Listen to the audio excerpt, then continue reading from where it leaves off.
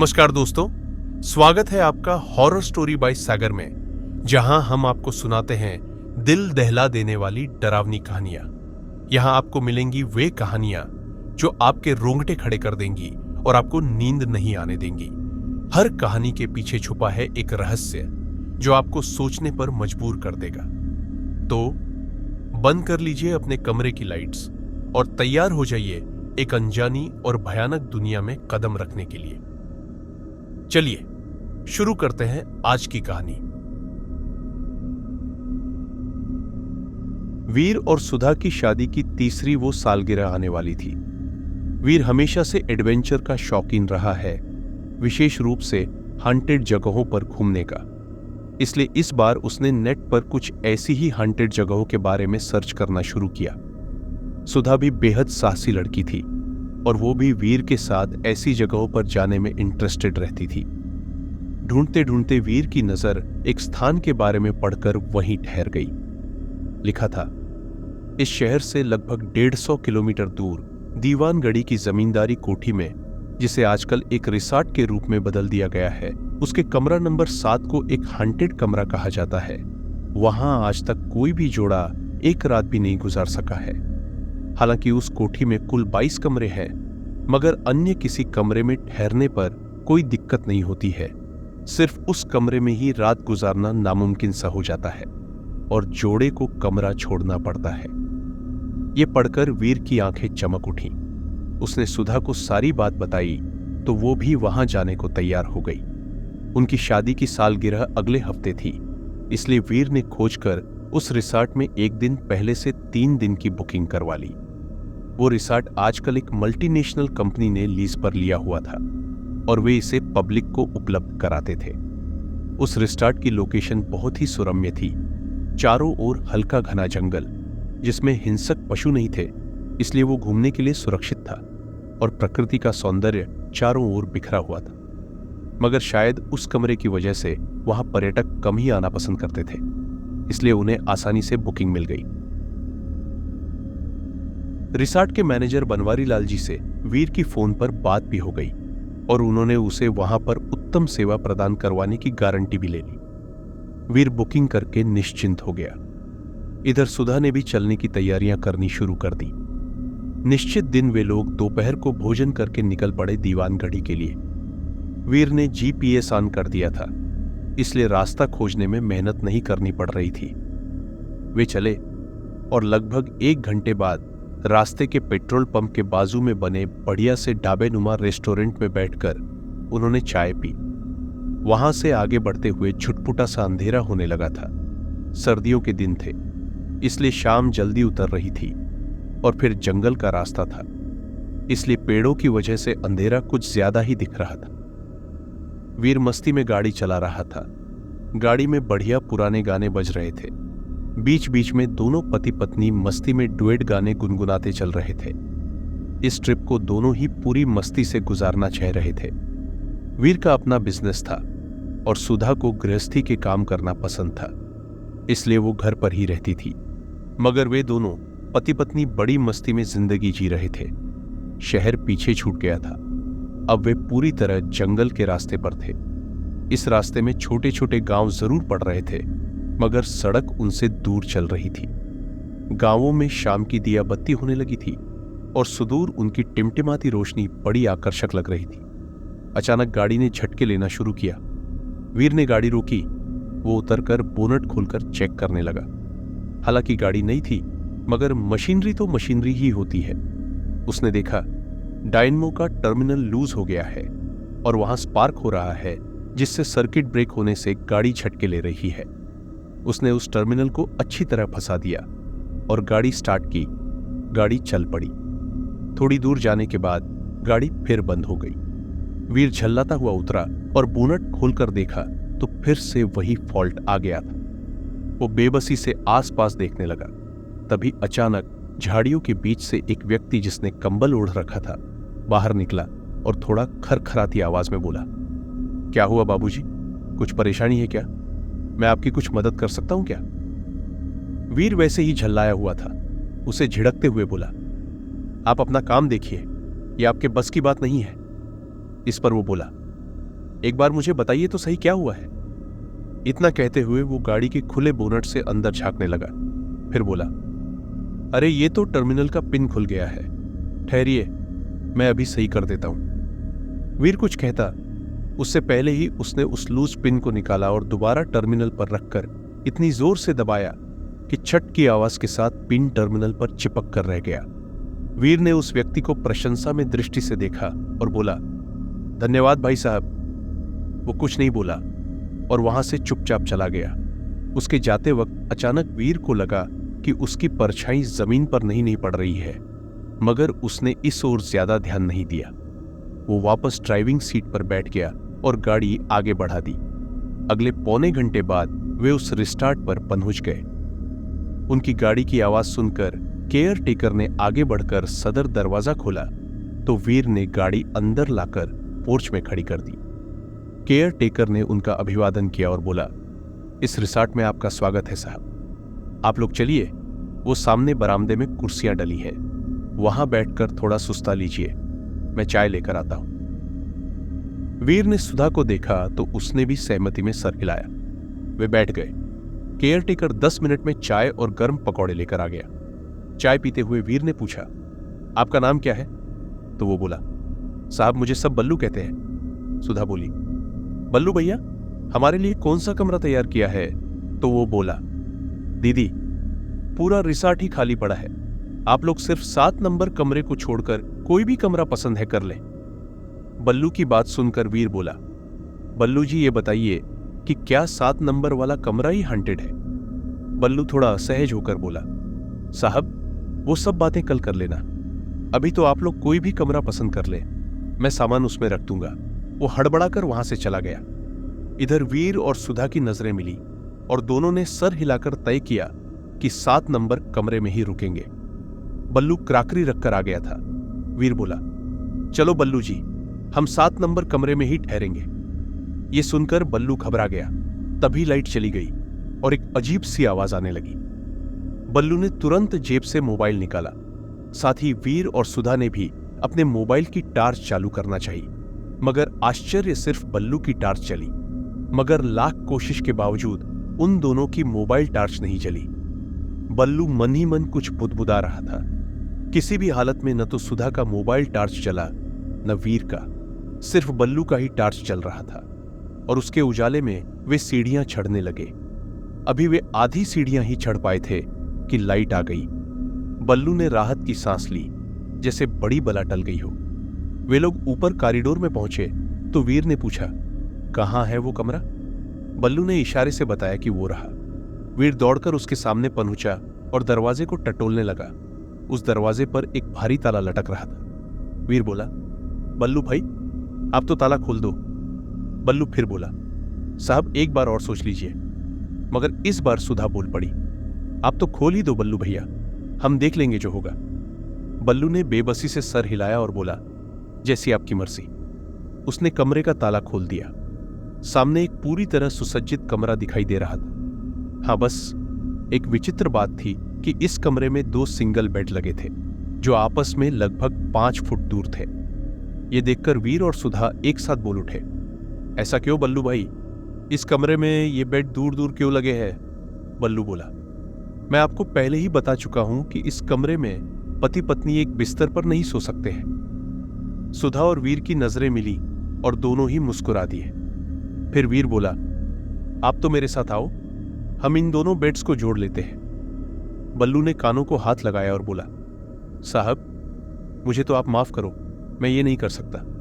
वीर बोला, ठीक है हम दोनों ही कर लेंगे, आप तो हमारे डिनर की तैयारी करो, हम नहा कर आते हैं। बल्लू चला गया तो वीर और सुधा की नजरें मिली।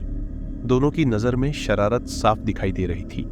वीर शरारत से उसे देखते हुए बोला, साथ नहाने के बारे में क्या ख्याल है मैडम? सुधा भी उसी स्वर में बोली, मैं तो तैयार हूं। वीर ने झपट कर उसे पकड़ा और बाथरूम के भीतर ले गया। जल्दी ही कमरे में उनकी शरारती आवाजें गूंज रही थीं। दोनों जी भरकर नहाए, फिर कपड़े पहनकर बाहर निकले ही थे कि दरवाजे पर दस्तक हुई। सुधा बोली, बल्लू भैया ही होंगे। वीर बोला, मैं देखता हूं। उसने दरवाजा खोला मगर सामने कोई न था। बस एकदम से एक तेज हवा का झोंका सा कमरे में समा गया। वीर ने बोला, यहां तो कोई नहीं दिख रहा है। सुधा बोली, ठीक है, आ जाओ, बैठकर बातें करते हैं। बल्लू भोजन बनने पर खबर देगा ही। वे बातें करने लगे। अचानक कमरे में ऐसा लगा कि कोई चहलकदमी कर रहा है, मगर कोई दिखाई नहीं दे रहा था। हालांकि चलने की पदचाप जरूर सुनाई दे रही थी। फिर ऐसा लगा जैसे किसी ने पलंग को दूर खिसकाने की कोशिश की है, मगर कोई भी दिखाई नहीं दे रहा था। सुधा बोली, मुझे लगता है कोई शरारत कर रहा है, मगर वीर ने उसे इशारा किया कि वो चुप रहे। सुधा शांत बैठ गई, मगर अब कोई हरकत नहीं हुई। तभी बल्लू ने दरवाजा खटखटाया। वीर ने खोला तो वो बोला, आप लोग डिनर डाइनिंग रूम में लेंगे या यहीं ले आओ? सुधा बोली, हम यही का लेंगे, आप लगा दो। बल्लू बोला, मगर मेरे ख्याल से आप लोग डाइनिंग रूम में ही डिनर कीजिए, यहां आपको असुविधा होगी। वीर ने 1 मिनट सोचा, फिर बोला, ठीक है, आप खाना लगाओ, हम आते हैं। बल्लू चला गया। वे लोग डाइनिंग रूम में आ गए और भोजन कर लिया। सुधा बोली, चलो थोड़ा आसपास टहल लेते हैं। ये सुनकर भी वीर बोला, चलो। उनकी बात सुनकर बल्लू बोला, साहब कंपाउंड के बाहर मत जाइएगा, बाहर जंगली जानवरों का खतरा है। दोनों ने सर हिलाया और बाहर निकल गए। इधर बल्लू ने उनके जाने के बाद एक थाली में भोजन लगाया और सीढ़ियां चढ़कर ऊपर को चला गया। वीर ने उसकी हरकत देखी और सुधा को इशारा किया। उसके बाद वो दबे कदमों से बल्लू के पीछे सीढ़ियां चढ़ने लगा। बल्लू ने 7 नंबर कमरा खोला और थाली लेकर अंदर चला गया। थोड़ी देर में वो बाहर निकला, मगर खाली हाथ। ये देखकर वीर को आश्चर्य हुआ कि वो उस सजी थाली को उनके कमरे में क्यों रखाया है। बल्लू सीढ़ियों की ओर बढ़ा तो वीर ओट में हो गया। बल्लू उसके नजदीक से गुजरा तो वो मंद मंद मुस्कुरा रहा था। वीर समझ नहीं पाया कि वो क्यों हंस रहा है। बल्लू नीचे उतर गया। बल्लू को सीढ़ियां उतरते देखकर वीर ओट में हो गया। बल्लू चुपचाप उसके पास से गुजर गया।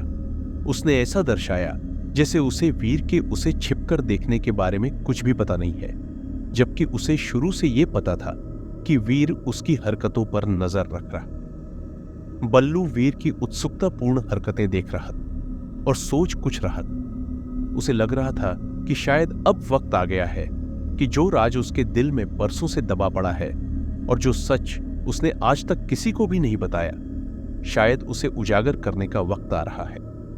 इधर वीर के मन में बल्लू के प्रति एक अलग भावना पैदा हो रही थी।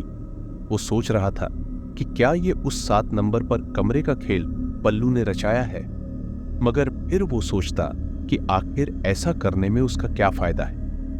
यही सब सोचते हुए वो सुधा के पास आकर लान में टहलने लगा और थोड़ी देर टहलकर वे दोनों अपने कमरे में आ गए।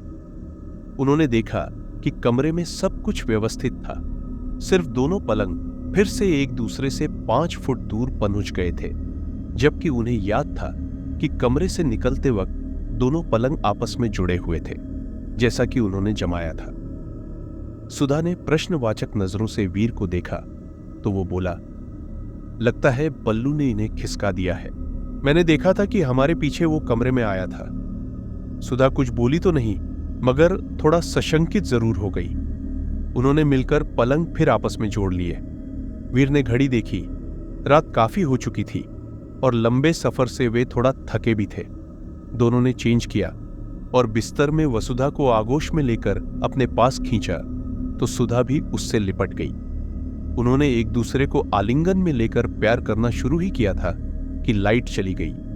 वे दोनों आपस में लिपटे ही रहे, तभी ऐसा लगा जैसे किसी ने जोर से सुधा को पलंग सहित खींचकर वीर की आगोश से छुड़ा दिया और उसे पलंग सहित वीर से 5 फुट दूर हटा दिया। अब की बार दोनों ही थोड़ा घबरा गए। सुधा की तो चीख सी निकल गई, मगर वीर ने हिम्मत नहीं हारी। वो बोला, घबराओ मत सुधा, मैं अभी बल्लू को कहता हूं कि लैंप या किसी अन्य उजाले की व्यवस्था करें। तभी दरवाजे पर दस्तक हुई और बल्लू की आलू आई। साहब दरवाजा खोलिए, मैं लालटेन लाया हूं, लाइट च गई है। इधर कमरे में अंधेरे में सुधा की एक लंबी सी चीख गूंज उठी, मगर अंधेरे की वजह से कुछ दिखाई नहीं दे रहा था। वीर बोला, घबराओ मत, बल्लू लालटेन ले आया है, मैं अभी कमरे में उजाला करता हूं। मगर सुधा की ओर से कोई जवाब नहीं आया। वीर ने दरवाजा खोला तो सामने बल्लू लालटेन लेकर खड़ा था। वीर ने लालटेन उससे ली और घूमकर कमरे में उसे रखा। तभी उसकी नजर दूसरे पलंग पर पड़ी तो उसने देखा कि वहां सुधा नहीं थी। उसने सुधा को आवाज दी मगर कोई जवाब नहीं मिला। उसने आगे बढ़कर वॉशरूम में झांका, वहां भी सुधा नहीं थी। इस पर उसने फिर से सुधा को आवाज दी मगर उसका कहीं पता नहीं था। वो घबराकर कमरे से बाहर आकर सुधा को आवाज देने लगा। बाहर दालान में खूब अंधेरा छाया हुआ था। उसकी आवाज सुनकर बल्लू दौड़ा हुआ आया। उसने पूछा, क्या हुआ साहब? वीर बोला, बल्लू सुधा कमरे में नहीं है। बल्लू ने कहा, साहब क्षमा करें, एक बात पूछने की धृष्टता कर रहा हूं। कृपया बताइए कि क्या लाइट जाने से पहले आप लोग आपस में लिपटे हुए थे? वीर बोला, स्वाभाविक है, हम पति पत्नी हैं और ये तो हर दंपति के बीच सामान्य बात है। बल्लू बोला, बस बस साहब, मैं समझ गया, मैं सब कहां मिलेंगी? वीर बोला, क्या मतलब है तुम्हारा? बल्लू बोला, आप चुपचाप मेरे साथ आइए। बल्लू वीर को साथ लेकर दालान के दक्षिणी भाग की ओर चला। थोड़ा आगे जाने पर वीर ने देखा थोड़ी दूर पर सुधा चुपचाप आगे को बढ़ती जा रही है। उसके बाल एक ओर सामने को ऐसे खींचे से दिख रहे थे जैसे किसी ने उन्हें पकड़ रखा हो, और सुधा क्रमशः बढ़ती हुई दालान के आखिरी छोर में बने एक कोठरी नुमा कमरे के सामने खड़ी हो गई। तभी बल्लू ने जोर से आवाज लगाई, मां देखो तो जरा, ये नहीं मान रहे हैं।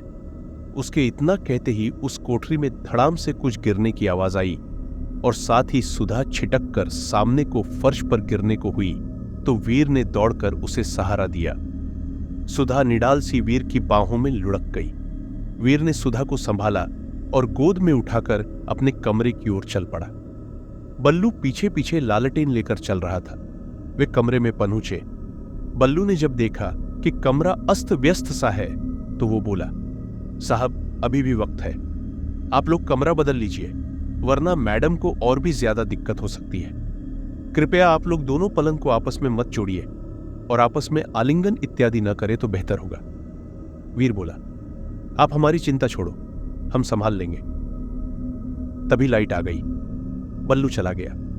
वीर ने सुधा को पलंग पर लिटा दिया था। उसने पूछा, तुम्हें क्या हो गया था जो तुम इस प्रकार नींद में चलने वाले की तरह बेसुध सी दालान में चल रही थी? सुधा बोली, पता नहीं वीर, मुझे कुछ भी याद नहीं है। बस ऐसा लग रहा था कि कोई अनजान सी शक्ति मुझे हाथ पकड़कर अपने साथ लेकर जा रही है। सुधा से सारी बात सुनकर वीर ने बल्लू की ओर देखा तो वो थोड़ा असहज सा दिखा। वीर ने उससे पूछा, बल्लू जी ये क्या हो रहा है? बल्लू बोला, मैंने तो पहले ही आप लोगों को सावधान किया था कि आप लोग इस कमरे में मत ठहरिए, मगर आप लोगों ने मेरी बात नहीं मानी। बल्लू बोला, चलिए आपकी बात मान ली, मगर ये बताइए कि जब सुधा किसी तरह हमारी बात सुनकर नहीं रुक रही थी, आपने उस वक्त ऐसा क्यों कहा था कि मां देखो ये फिर बात नहीं मान रहे हैं? आपने किससे किसकी शिकायत की थी और आपकी बात सुनकर ऐसा क्यों लगा कि किसी ने सुधा का हाथ छोड़ दिया और वो उस भंडार वाले कमरे से कुछ धड़ाम से गिरने की आवाज कैसी आई थी? बल्लू ने वीर की बात टालते हुए कहा, छोड़िए साहब, वो कुछ नहीं, आप लोग कहें तो मैं दूसरा कमरा खोल दूं। वीर बोला, देखो बल्लू भाई, मैं पूरी बात जाने बगैर नहीं मानने वाला। मुझे साफ समझ में आ रहा है कि इस क्यों के रहस्य से आप अच्छी तरह वाकिफ हो, आपको सब पता है और आपका कुछ ना कुछ संबंध भी इस कमरे की घटनाओं से है, वरना आप इस तरह बार बार हमें इस कमरे में ठहरने से न रोकते। और सबसे बड़ी बात, आपने उस वक्त किससे कहा था कि मां ये बात नहीं सुन रहे हैं? ये किसकी मां है और कौन बात नहीं सुन रहा है? आखिर ये मां और इन घटनाओं के लिए जिम्मेदार शख्सियत कौन है? आपको हमें बताना ही होगा। बल्लू बोला, साहब जिद मत कीजिए, मैं आप लोगों को ज्यादा कुछ नहीं बता सकता। वीर ने उससे बहुत बार मनुहर की, मगर बल्लू किसी तरह नहीं मान रहा था। आखिर वीर नाराजगी से बोला, देखो बल्लू भाई, यदि आपने हमारे प्रश्नों का उत्तर नहीं दिया तो मैं मजबूर होकर पुलिस को खबर कर दूंगा कि आप यहां पर किसी तरह का षड्यंत्र रच रहे हैं और इस प्रॉपर्टी का दुरुपयोग कर रहे हैं। यह सुनकर बल्लू बोला, साहब मुझे मजबूर मत कीजिए, वरना आज बरसों से मेरे सीने में दफन राज खुल जाएगा और मेरा बरसों पहले किसी को दिया हुआ वचन टूट जाएगा। बल्लू की बात सुनकर सुधा बोल पड़ी, बल्लू भैया, मैंने आपको भैया कहा है और मैं दिल से आपको भाई की तरह ही मानती हूं। उस नाते से कह रही हूं, आप अपने दिल का बोझ हल्का कर लीजिए। मैं समझ रही हूं इस रहस्य की तह तक आपकी सहायता के बगैर पहुंचना नामुमकिन है, इसलिए आप जो भी रहस्य अपने दिल में आज तक छुपाए हुए हैं उसे हमारे साथ बांट लीजिए। आपका मन हल्का हो जाएगा और शायद इस खौफनाक रहस्य का हमेशा के लिए अंत भी हो सकेगा। सुधा की बात सुनकर बल्लू की आंखें भर आई। वो सजल नेत्रों से उसे देखकर बोला, बहन जी, आप इतनी मनोहर कर रही हो, मतलब आप दिल से चाहती हो कि इस रहस्य को मैं आप लोगों के साथ बांटूं। तो सुनिए, बल्लू बताने लगा। आज से लगभग 70 वर्ष पूर्व की बात है।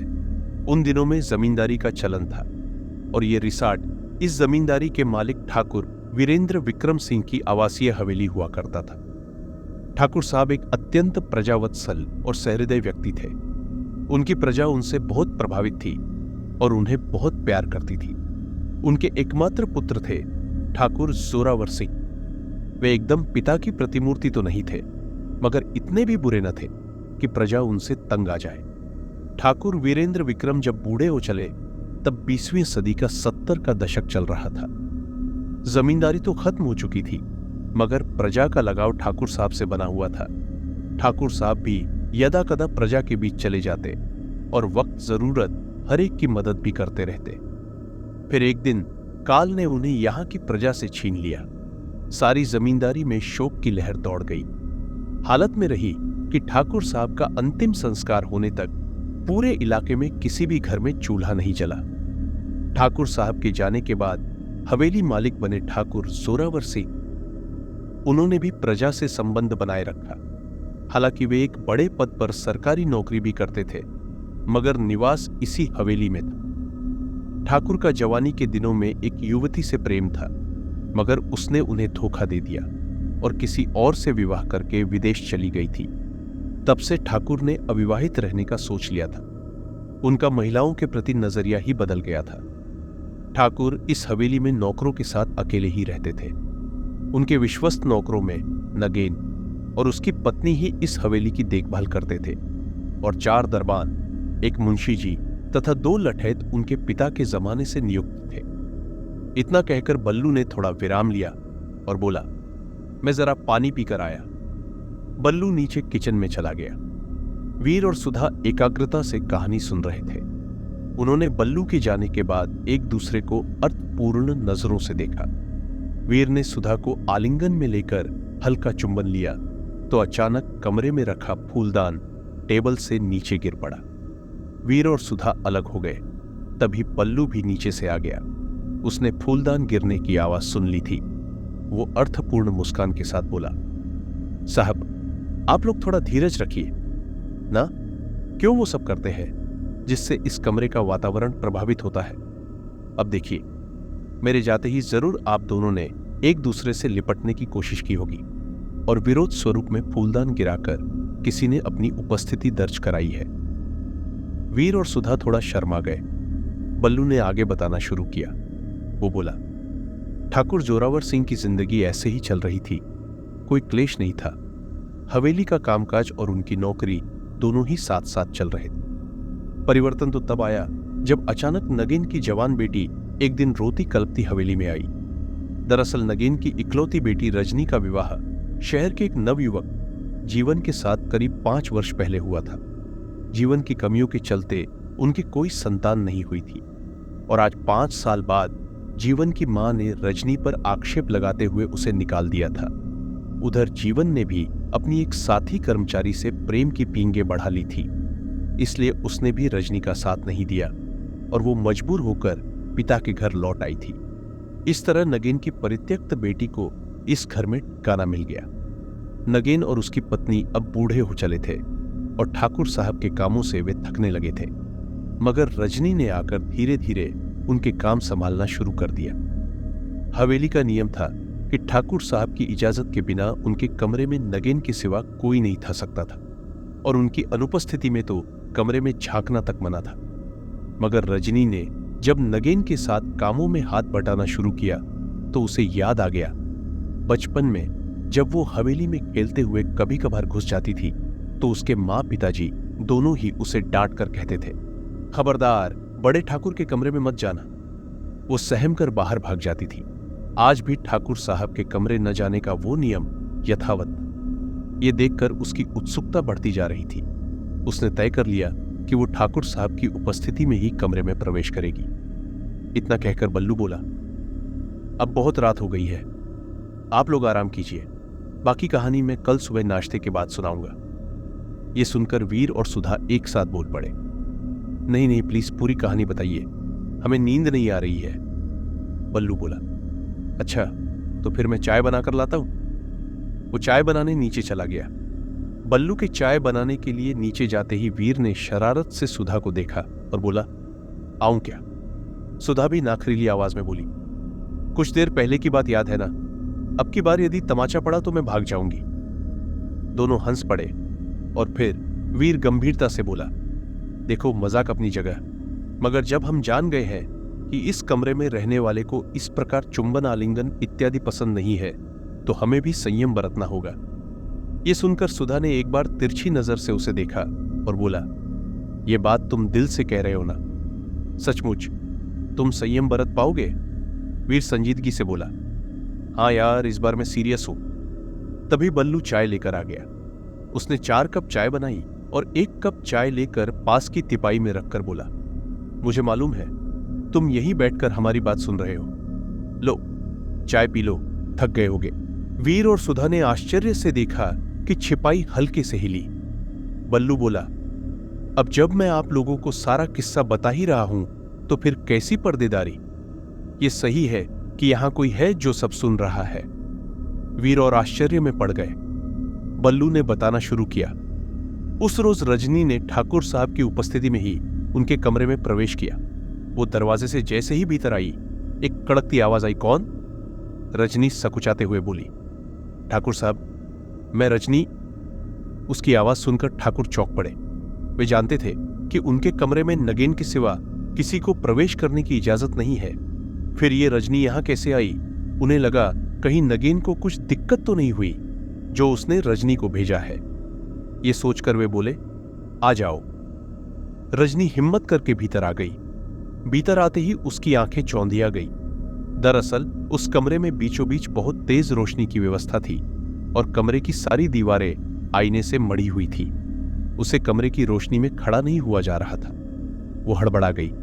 ठाकुर ने फिर पूछा, रजनी, तुम यहां क्यों आई हो? रजनी कुछ कहती उससे पहले ही पीछे से नगेन आ गया। वो उसे झटके से खींचकर अपने साथ कमरे के बाहर ले आया। बाहर आकर वो उसे लगभग घसीटते हुए सीधे नीचे कमरे में लेकर आ गया।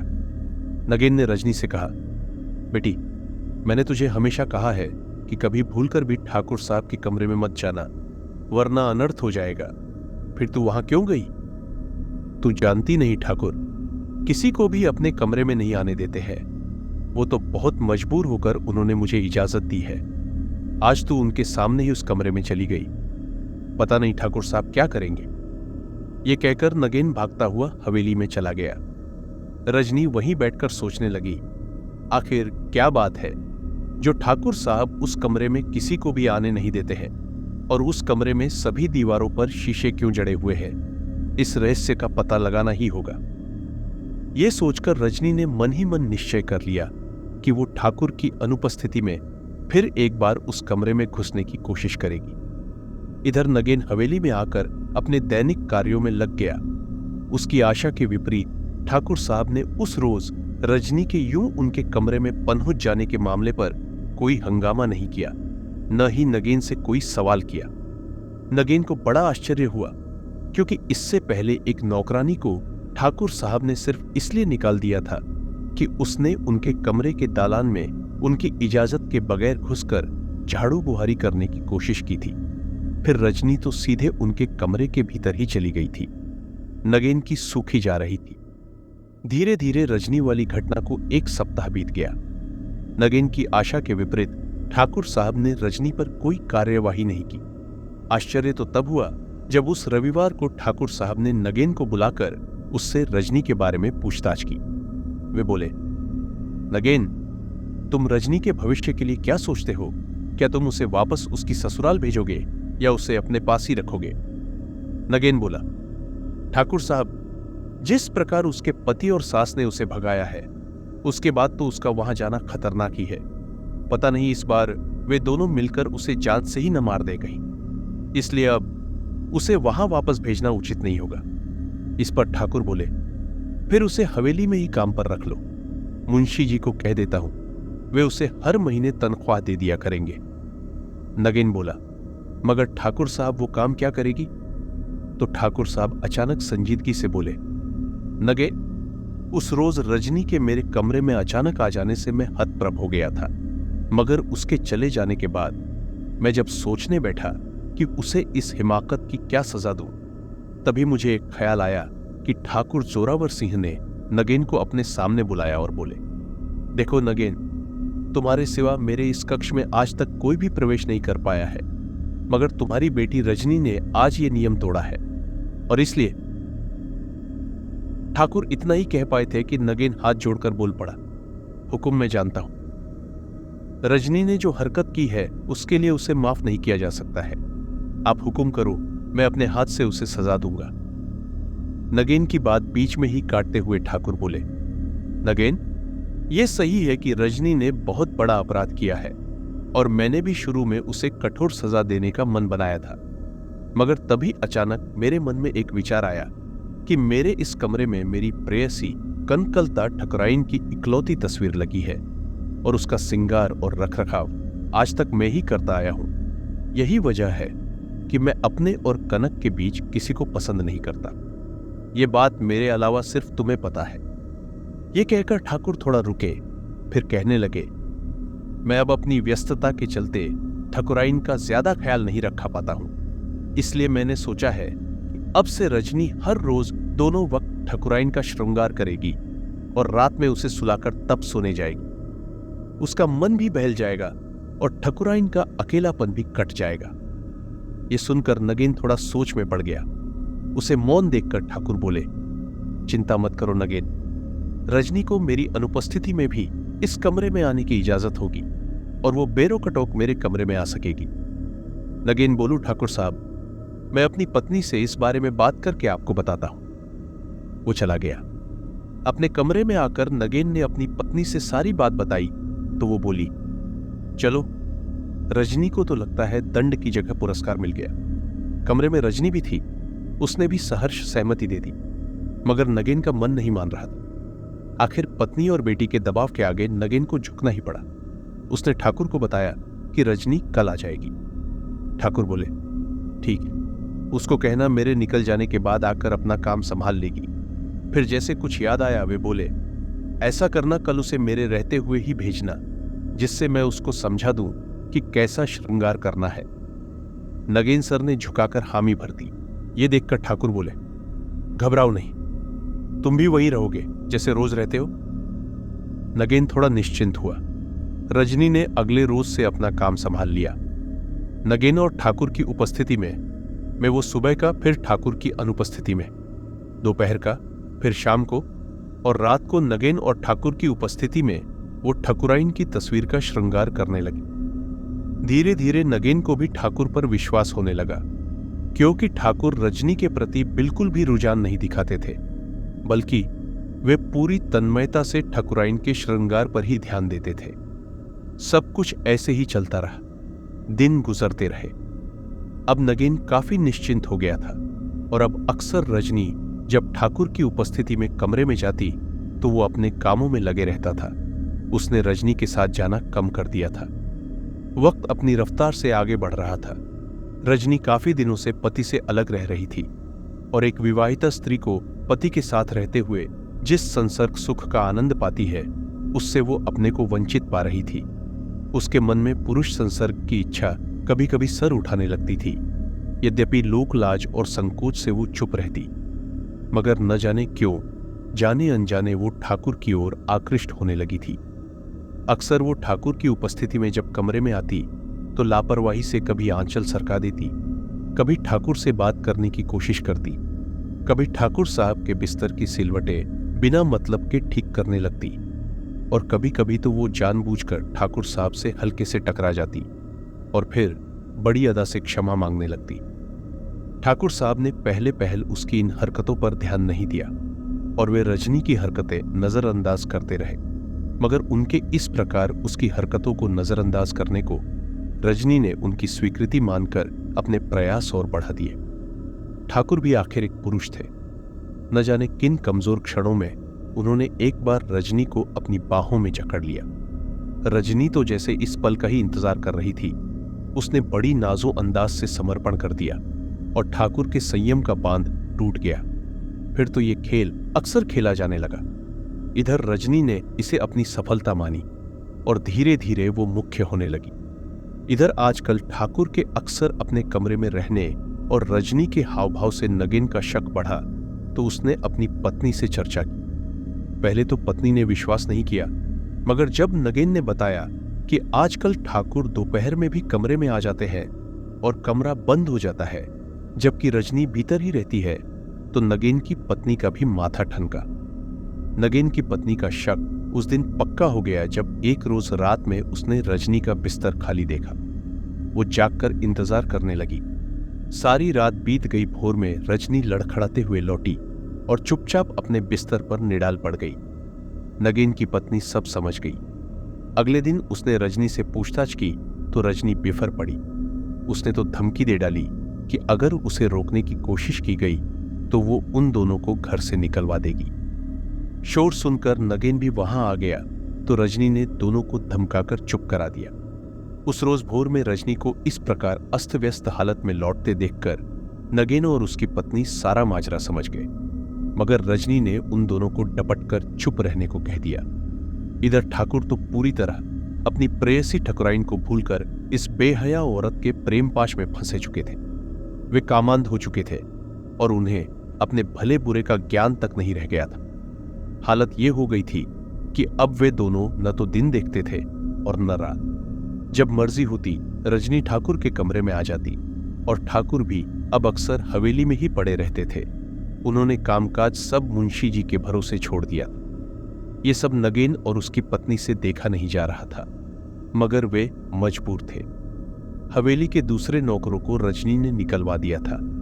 बस खाना बनाने के लिए महाराज, नगेन और उसकी पत्नी दरबान और ड्राइवर ही हवेली में रह गए थे और रजनी उनके साथ भी बहुत बुरा सलूक करती थी।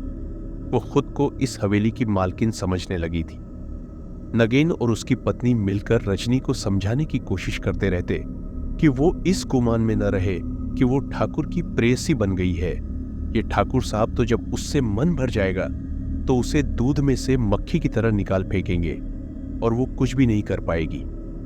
रजनी हंसकर उनकी बात को उड़ा देती। समय गुजरता था रहा था।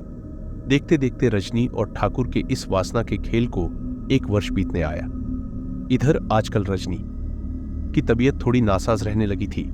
उसे सुबह उठने पर मितली सी आती, खट्टी चीजें खाने का मन भी करता। अक्सर उसे भूख नहीं लगती, जबकि कभी कभी वो सामान्य से दुगना भोजन कर लेती। ये सब उसकी मां की अनुभवी आंखों से छुपा नहीं रह सका। वो समझ गई कि रजनी गर्भवती हो चुकी है। अब रजनी को भी ठाकुर के साथ रहना ज्यादा अच्छा नहीं लगता। वो अक्सर बहाने बनाकर उनसे दूर चली आती। ये सब ठाकुर को अच्छा नहीं लगता था। उन्हें तो अब स्त्री शरीर की आदत सी लग गई थी। रजनी के उनसे दूर दूर रहने से वे भी उससे दूर होने लगे, मगर उन्होंने अपनी प्यास बुझाने के लिए अन्य उपाय करना शुरू कर दिया। ठाकुर ने अब अपने मनोरंजन के लिए एक अन्य युवती को हवेली में रख लिया। हालांकि रजनी कभी कभी ठाकुर के पास जाती रहती थी और ठाकुर भी उसकी अवहेलना नहीं करते थे। दिन ऐसे ही बीतते रहे और रजनी के प्रसव का समय आ गया। नगेन के अनुरोध पर ठाकुर ने उसे नर्सिंग होम भिजवाने की व्यवस्था करवा दी और समय पर रजनी को प्रसव हो गया। मगर आश्चर्य की बात यह रही कि प्रसव के पश्चात रजनी और उसके बच्चे का क्या हुआ, ये ठाकुर को कभी पता नहीं चल सका। इनब थोड़ा अनमना सा रहता था। उसकी पत्नी ने खाट पकड़ ली थी और बेटी भी लापता थी। फिर एक दिन अचानक देर रात जब ठाकुर अपनी नई प्रेयसी के साथ अभिसार रत थे, तभी उनके कमरे में दस्तक हुई। उन्होंने अंदर से कड़क कर पूछा, कौन है? नगेन ने धीरे से कहा, मैं हुजूर। नगेन? ठाकुर शराब और शबाब के नशे में चूर थे। उन्होंने उसे दुत्कारते हुए कहा, चलो अभी भाग जाओ। सुबह बात करेंगे, नगेन ने गिड़गिड़ाते हुए कहा। ठाकुर साहब, मेरी पत्नी की हालत बहुत खराब हो गई है, उसे अभी अस्पताल ले जाना होगा, वरना वो बचेगी नहीं। ये सुनकर ठाकुर बोले, वो जिए या मरे मुझे क्या, मैं अभी आराम कर रहा हूं, जाओ भाग जाओ, वरना दरबानों को बुलाकर तुम्हारी खाल खींचवा दूंगा। फिर गिड़गिड़ाने लगा तो ठाकुर ने गुस्से में दरवाजा खोला और उसे एक लात मारी। वो छिटक कर दूर गिर पड़ा। तभी ठाकुर ने दरबानों को आवाज लगाई और बोला, इसकी जी भरकर पिटाई करो, मरता है तो मर जाए। इतना कहकर ठाकुर ने दरवाजा बंद कर लिया। इधर दरबानों ने नगेन को पकड़कर उसे पीटना चालू कर दिया। शोर सुनकर रसोइया महाराज भागा भागा आया और दरबानों को रोकते हुए बोला, बस भी करो, बूढ़े आदमी की जान ले लोगे क्या। उसने नगेन को उठाया और अपने साथ ले गया।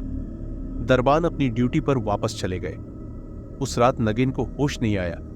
भोर को जब उसे थोड़ा होश आया तो उसने महाराज से पूछा, उसकी पत्नी कैसी है। इस पर महाराज बोले, आप थोड़ा धीरज धरो भैया, पहले अपनी तबीयत सुधार लो, फिर बात करेंगे। यह सुनकर नगेन उद्वेलित हो उठा। वो एकदम उठकर बोला, क्या हुआ भैया, वो ठीक तो है। यह सुनकर महाराज और ड्राइवर वगैरह अन्य नौकर फफक पड़े। नगेन उनके बिना कहे ही सब समझ गया। बल्लू आगे बताने लगा कि महाराज के मुंह से यह सुनकर कि वो पहले अपनी तबीयत ठीक कर लें, फिर भाभी से मिल लेगा, नगेन को कुछ शक हुआ। नगेन ने महाराज को कंधे से पकड़कर झंझोड़ते हुए पूछा, सच बताओ भैया, मेरी पत्नी कैसी है, वो ठीक तो है। यह सुनकर महाराज फफक कर रो पड़े। वहां खड़े अन्य लोगों की आंखें भी छलक उठी। यह देखकर नगेन एकदम बिस्तर से उठ बैठा और बोला, इसका मतलब उस कसाई ठाकुर की वजह से मेरी पत्नी बिना इलाज के चल बसी। वो एकदम जड़वत हो गया। उसकी आंखों से एक बूंद भी आंसू नहीं बहा। उसने संजीदगी से कहा, महाराज, मुझे उसके पास ले चलो। महाराज उसे उसके कमरे में लेकर आ गया। नगेन ने जरा भी आंसू नहीं बहाए। बस एक मशीन की तरह उसने पत्नी का अंतिम संस्कार कर दिया और वापस आकर अपने कमरे में बंद हो गया। इधर सुबह ठाकुर को सारी बात की जानकारी लगी। उसे याद आया कि रात नशे की अधिकता में शायद उसने नगेन से ज्यादती कर दी थी। ठाकुर ने नगेन को अपने कक्ष में बुलवा भेजा। नगेन चुपचाप सर झुकाकर आया और एक कोने में खड़ा हो गया। ठाकुर उस वक्त भी अपनी नई प्रेयसी के साथ आलिंगनबद्ध था। उसने बेशर्मी से नगेन से कहा, देखो नगेन, कल रात शायद नशे की अधिकता से मैं होश खो बैठा था, मगर मुझे तुम्हारी पत्नी के मरने का अफसोस है। उधर पास की छिपाई पर 10,000 रुपए पड़े हैं, ले लो और पत्नी का क्रियाकर्म अच्छी तरह कर लो। और भी जरूरत हो तो निसंकोच मांग लेना। नगेन ने मशीनी तौर पर आगे बढ़कर छिपाई पर रखा लिफाफा उठाया और भावशून्य आंखों से ठाकुर को देखकर वहां से चला आया। नगेन ने पूरे रीति रिवाज और नियम पूर्वक पत्नी का क्रियाकर्म किया। अब नगेन में एक बड़ा परिवर्तन आ गया था। वो एकदम चुपचाप रहता था और ठाकुर के सभी काम बिना हुज्जत कर देता था। धीरे धीरे समय गुजरता गया। इन घटनाओं को 5 वर्ष बीत गए। एक दिन अचानक नगेन से मिलने एक स्त्री आई। वो एक अधेड़ सी महिला थी। उसने खुद को नगेन की मुन्होबोली बहन की बेटी बताया। उसके साथ एक 5-6 साल का नन्हा बालक भी था। उसने बताया कि वो बच्चा उसे रास्ते में रोते हुए मिला था, जो एक महिला की लाश के पास खड़ा था। वो महिला उसकी मां थी, जो उसे जन्म देकर गुजर गई थी। उसने ये भी बताया कि वो भी अब यहीं नगेन के साथ ही रहेगी, क्योंकि उसके मकान मालिक ने उसे भगा दिया है और उसके पास रहने का कोई ठिकाना नहीं है। नगेन ने ठाकुर से उसके बारे में बताकर उसे साथ रखने की इजाजत मांगी। ठाकुर ने भी नगेन पर एहसान जताते हुए इजाजत दे दी। इस प्रकार वो महिला इस हवेली में रहने लगी। बच्चा इसी हवेली में रहकर बड़ा होने लगा। सब कुछ ठीक चल रहा था। बस नगेन की चुप्पी आज इतने समय बाद भी बरकरार थी। उसकी भावशून्य आंखों की ताब लाने की हिम्मत किसी में नहीं थी। उसे देखकर लगता था कि उसके अंदर एक ज्वालामुखी बंद है, जो कभी भी फट सकता है। नगेन ने ठाकुर से निवेदन करके उस बच्चे की पढ़ाई लिखाई का प्रबंध करवा दिया। सब ठीक ठाक चलने लगा। एक दिन रात को जब ठाकुर नशे में चूर होकर अपने कमरे में सो रहा था, उसकी प्रेयसी उसकी बगल में अस्त व्यस्त हालत में उससे लिपटकर सो रही थी। सब लोग गहरी नींद के आगोश में बेसुध से पड़े थे। ऐसे में अचानक एक साया कंबल लपेटकर दालान में चला आ रहा था। उसका लक्ष्य ठाकुर का कमरा था। वो रहस्यमयी साया धीरे धीरे ठाकुर के कमरे के दरवाजे तक पहुंचा। उसने एक खास अंदाज में दरवाजे की कुंडी को मरोड़ा। आश्चर्य, दरवाजा जो भीतर से बंद प्रतीत होता था वो आसानी से खुल गया। वो साया कमरे में प्रविष्ट हो गया। कमरे में नाइट लैंप का मध्यम सा प्रकाश फैला हुआ था। उसने कमरे का मुआयना किया। ठाकुर और उसकी प्रेयसी आपस में आलिंगनबद्ध स्थिति में सो रहे थे। उनके शरीर पर एक मखमली चादर पड़ी हुई थी। उनके कपड़े पलंग से दूर एक ओर पड़े थे। उस साये ने अपना कंबल उतार फेंका। अब सामने नगेन खड़ा था। उसके हाथ में एक खंजर था। उसने हल्के से ठाकुर के बदन से वो मखमली चादर हटा दी। ठाकुर और वो महिला नशे में बेसुध थे। उन्हें इससे कोई फर्क नहीं पड़ा, मगर नगेन की आंखें सुर्ख उठी। सामने दोनों ठाकुर और वो महिला बिल्कुल निर्वस्त्र हालत में लिपटे हुए पड़े थे। नगेन ने आव देखा। नताओ दनादन उन दोनों पर खंजर से वार करता चला गया। आखिर दोनों की मौत हो गई। इधर नगेन उनके खून से लथपथ हो गया। अब उसका चेहरा बड़ा डरावना सा लगने लगा था।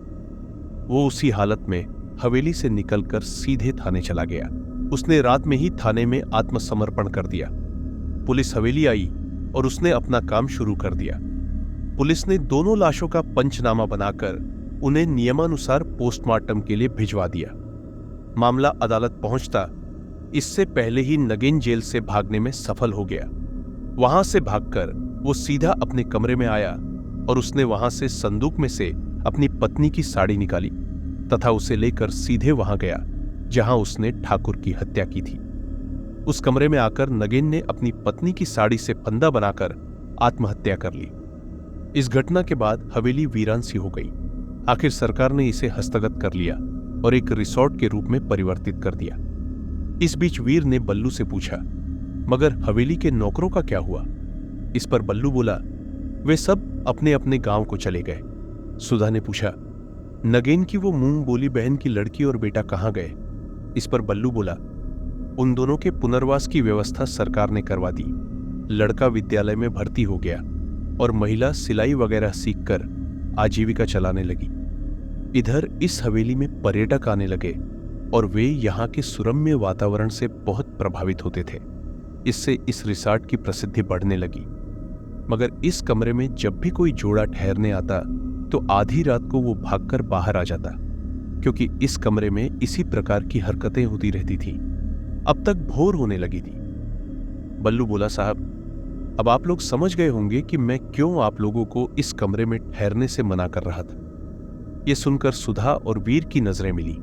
तभी बल्लू बोला, देखिए सुबह हो गई है, मैं चाय बनाकर लाता हूं, उसके बाद आप लोग फ्रेश होकर नाश्ता कर लीजिए। बल्लू चला गया। इधर वीर और सुधा ने ब्रश करके हाथ मुंह धोया। तब तक बल्लू ब्रेड और आमलेट नाश्ते के लिए लेकर आ गया। वीर ने बल्लू को भी साग्रह अपने साथ नाश्ते पर बिठा लिया। सबने नाश्ता किया। फिर बल्लू ने बर्तन उठाए और नीचे जाने लगा। तभी सुधा ने उसे रोका और बोली, बल्लू भैया, अभी तो कहानी पूरी नहीं हुई है। यह सुनकर बल्लू बोला, दीदी, मैंने सब कुछ तो बता दिया। वीर बोला, नहीं बल्लू भाई, आपने हमें वो सब सुनाया जो इस कमरे का रहस्य है, मगर अभी असली बात तो बताई ही नहीं कि आपको ये सब कैसे मालूम हुआ। बल्लू अचकचाकर बोला, अरे साहब, आप भी कैसी बातें करते हो? मैं आज इतने बरसों से यहां काम कर रहा हूं, मैंने अपने हिसाब से सब पता कर लिया है। वीर बोला, और वो क्या था? जब सुधा बेसुध सी दालान में खींची चली जा रही थी और आपने न जाने किसे लक्ष्य करके कहा था कि मां देखो, ये फिर मेरा कहना नहीं मान रहे हैं, और ये सुनकर सुधा तुरंत उस ट्रांस से मुक्त हो गई थी। अब बल्लू एकदम सक पका गया। वो कुछ भी नहीं कह पा रहा था। तभी सुधा बोली, तुम्हारी मां कैसी है बल्लू भैया? इस सवाल से घबराकर बल्लू ने कहा, अब इस सब में मेरी मां कहां से आ गई दीदी? सवाल करके बोल। बल्लू भैया, तुमने मुझे दीदी कहा है, अगर सचमुच पहनापा मानते हो तो मुझे अपनी मां के बारे में बताओ, वो कैसी है? बल्लू फपक कर रो पड़ा। रोते हुए वो बोला, दीदी मां ठीक नहीं है, वो कैंसर की आखिरी स्टेज में है, उसे बहुत कष्ट है, डॉक्टर जवाब दे चुके हैं। सुधा बोली, हम तुम्हारा दुख समझते हैं भैया। बल्लू को वीर और सुधा ने सांत्वना दी। वो थोड़ा संभला तो वीर बोला, अब ये बताओ बल्लू भाई कि आखिर इस सब का अंत कैसे हो सकता है। बल्लू बोला, बाबूजी आज आपने मेरे परिवार पर बहुत बड़ा उपकार किया है। दरअसल जब मैं पैदा हुआ तो तभी मेरे नाना अर्थात नगेन ने मेरी मां से कह दिया था कि उन्होंने मेरी मां के रहने की व्यवस्था अपने एक दोस्त के घर करवा दी है, वो वहीं रहकर मुझे पाले। मेरी मां मुझे लेकर वहां चली गई और ठाकुर को कभी पता नहीं चला कि उसके एक लड़का भी है। वो निपुता ही मरा। मगर 5 साल बाद जहां हम यूं थे, उन सज्जन की मृत्यु हो गई और उनके रिश्तेदारों ने हमें वहां रहने नहीं दिया, तो मां वेश बदलकर नाना की मुंह बोली बहन की बेटी बनकर मुझे लेकर यहां आ गई। अब सुनिए आपके सवाल का जवाब। आज आपने जब यह सवाल किया तभी से मेरे नाना की मुक्ति का रास्ता खुल गया है। बस आप लोग एक छोटा सा उपकार और कर दें तो उनकी आत्मा को मुक्ति मिल सकती है। वीर और सुधा एक साथ बोले, कहो क्या करना होगा। बल्लू बोला, साहब मुझे मेरे नाना नगेन ने यह बताया था कि जब कोई परिवार उनकी कहानी निडर होकर सुन ले और उसके बाद सिर्फ एक बार उन्हें अपने साथ भोजन करने की इजाजत दे दे तो उनकी मुक्ति हो जाएगी। इसलिए यदि आप लोग आज दोपहर लंच के समय अपनी टेबल पर उन्हें भी आमंत्रित कर लो और एक थाली उनके लिए भी लगवा दो तो उनका उद्धार हो जाएगा। वीर बोला, क्यों नहीं, आप तो उन्हें बता दो, हम आज दोपहर उनके साथ ही भोजन करेंगे। तभी कमरे की खिड़की जोर से खड़की। बल्लू बोला, लीजिए। नाना ने आपकी बात सुनकर खुशी जाहिर कर दी। बल्लू चला गया। दोपहर में सब लोग लंच के लिए डाइनिंग टेबल पर बैठे। सुधा ने बल्लू को भी आग्रह कर टेबल पर भोजन करने को आमंत्रित किया। बल्लू के बाजू में एक थाली और लगाई गई। हां, भोजन पूरी तरह नगेन की पसंद का बनाया गया था। वीर और सुधा ने उस थाली के सामने पड़ी खाली कुर्सी को संबोधित करते हुए भोजन का आग्रह किया।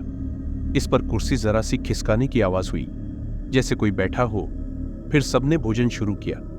आश्चर्य की बात थी कि उस थाली से भोजन धीरे धीरे कम हो रहा था, जो इस बात का सूचक था कि कोई भोजन कर रहा है।